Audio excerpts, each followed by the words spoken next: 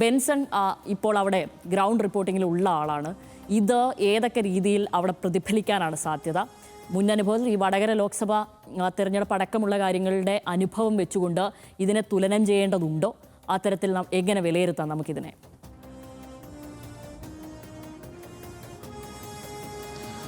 ശ്യാമിലി, നമുക്കറിയാം, ശ്യാമിലി നേരത്തെ സൂചിപ്പിച്ചതുപോലെ ജാഗ്രത എന്ന് പറയുന്ന വാക്ക് അത് ഏറ്റവും പ്രധാനപ്പെട്ടതാണ്. അതായത് ഈ വിഷയവുമായി ബന്ധപ്പെട്ട് നമുക്കറിയാം എന്തായിരുന്നു ആ ഒരു അനൗൺസ്മെന്റിൽ ഉണ്ടായിരുന്നത് എന്നതാണ് ഏറ്റവും പ്രധാനപ്പെട്ട കാര്യം. അതായത് ഫാത്തിമ തഹ്ലിയ എന്ന പേരാമ്പ്രയിലെ UDF സ്ഥാനാർത്ഥി മതം പറഞ്ഞുകൊണ്ടാണ് വോട്ട് പിടിക്കുന്നത് എന്ന് പൊതുജനങ്ങളെ ബോധവൽക്കരിക്കുന്ന തരത്തിലുള്ള ഒരു അനൗൺസ്മെന്റ് ആയിരുന്നു അവിടെ ഉണ്ടായിരുന്നത്. അതായത് ഇത്തരത്തിലാണ് UDF കേന്ദ്രം വോട്ട് പിടിക്കുന്നത് എന്ന് ജനങ്ങൾക്കൊരു ജാഗ്രത പുലർത്തണം, അല്ലെങ്കിൽ ജനങ്ങൾ അക്കാര്യത്തിലൊരു ജാഗ്രത പുലർത്തണം എന്നൊരു നിർദ്ദേശം വെക്കുകയായിരുന്നു. അല്ലെങ്കിൽ അത്തരത്തിലൊരു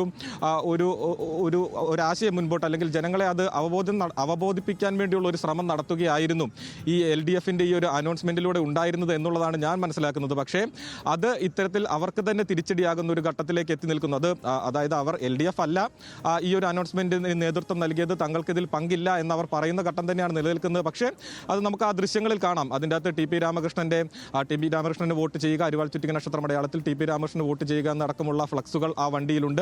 മറ്റു കാര്യങ്ങൾ ഒരു പ്രചരണ വാഹനം എന്ന് തന്നെയാണ് നമുക്ക് അതിൽ നിന്ന് മനസ്സിലാക്കാൻ സാധിക്കുന്നത്. അതിനെ അവർ പൂർണ്ണമായും എതിർക്കുന്നുണ്ട് എങ്കിലും അത് LDFനെ സംബന്ധിച്ചിടത്തോളം അവർ ആ നിലയിൽ ഒരു ജാഗ്രത പുലർത്താനുള്ള ഒരു ശ്രമമായിരുന്നു നടത്തിയത്. പക്ഷേ അത് അവർക്ക് തന്നെ തിരിച്ചടിയാകുന്ന ഒരു ഘട്ടത്തിലേക്ക് എത്തി നിൽക്കുന്നു എന്ന് തന്നെ നമുക്ക് മനസ്സിലാക്കാം. അതിൽ ഏറ്റവും പ്രധാനപ്പെട്ട കാര്യം എന്ന് പറയുന്നത് നേരത്തെ ശ്യാമിലി പറഞ്ഞതുപോലെ തന്നെ വടകര പാർലമെന്റ് മണ്ഡലത്തിൽ കഴിഞ്ഞ തിരഞ്ഞെടുപ്പിൽ ഉണ്ടായിട്ടുള്ള ആ വലിയ പ്രതിസന്ധി തന്നെയാണ്. അത് കാഫിർ സ്ക്രീൻഷോട്ടുമായി ബന്ധപ്പെട്ട് ഉയർന്നു വന്നിട്ടുള്ള വിവാദം അത് വലിയ രീതിയിൽ തന്നെ ആ തിരഞ്ഞെടുപ്പിൽ തിരിച്ചടിയായിട്ടുണ്ട് എന്ന് തന്നെയാണ് നമുക്കത് പരിശോധിക്കുമ്പോൾ മനസ്സിലാക്കാൻ സാധിക്കുന്നത്. തിരഞ്ഞെടുപ്പിന്റെ ഫലം വരുമ്പോഴും അത് വലിയ രീതിയിൽ തന്നെ പ്രൊജക്റ്റ് ചെയ്യപ്പെട്ടിട്ടുണ്ടായിരുന്നു. അത് പിന്നീട് നടത്തിയ വിശകലനങ്ങളിലും അത് തന്നെ മനസ്സിലാക്കാൻ സാധിക്കും. അപ്പോൾ സമാനമായിട്ടുള്ള രീതിയിൽ ഒരു വിവാദം അവിടേക്ക് വീണ് കിട്ടുന്ന ഒരു സാഹചര്യം, അത് LDF ക്യാമ്പിൽ നിന്ന് തന്നെ അത്തരത്തിലൊരു വിവാദം വീണ് കിട്ടുന്ന ഒരു സാഹചര്യം ഉണ്ടാകുന്നു. അതിനെ പരമാവധി അവരുടേതായിട്ടുള്ള നിലയിൽ ഉപയോഗിക്കാൻ UDF ക്യാമ്പിന് സാധിക്കുന്നു എന്നുള്ളത് തന്നെയാണ്.